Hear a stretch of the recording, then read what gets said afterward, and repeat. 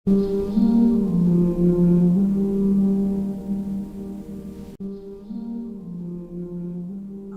সুন্নাত ওয়াল জামায়াতের আদর্শভিত্তিক রাজনৈতিক সংগঠন বাংলাদেশ ইসলামী ফ্রন্ট চাঁদপুর জেলা শাখার উদ্যোগে ঐতিহাসিক বদর দিবস উপলক্ষে elite Chinese restaurant and party সেন্টারে আলোচনা সভা ও ইফতার মাহফিলের আয়োজন করা হয়েছে।